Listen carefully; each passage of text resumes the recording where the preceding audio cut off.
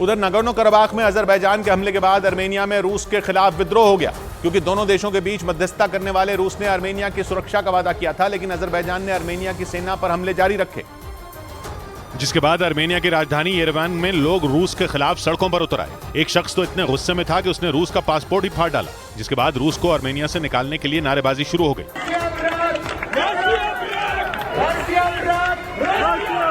गुस्साए लोगों को रोकने के लिए तैनात पुलिस के तो पसीने ही छूट गए, क्योंकि सरकारी दफ्तर के बाहर इकट्ठा हुए इन लोगों ने अंदर जाने की कोशिश की।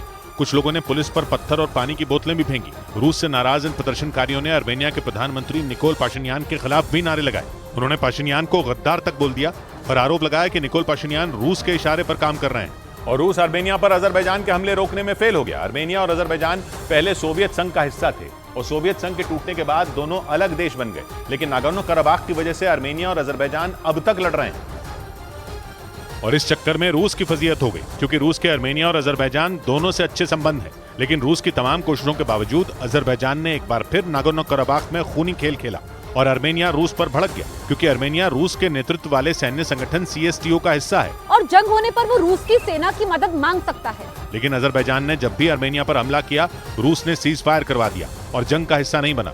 माना जा रहा है कि इसी वजह से आर्मेनिया ने रूस से दूरी बढ़ा ली और अमेरिका के करीब आ गया। यही नहीं, अमेरिकी सैनिकों ने आर्मेनिया में ड्रिल भी की, जिसने आर्मेनिया और रूस की दूरियां बढ़ा दी।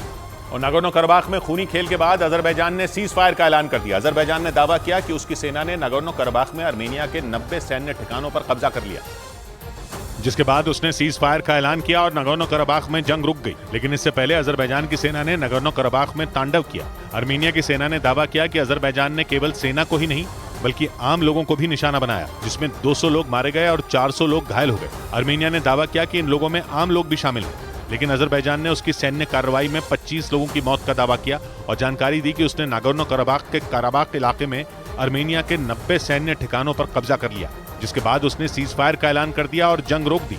लेकिन आर्मेनिया ने अजरबैजान के हमले में सैकड़ों लोगों की मौत का दावा किया।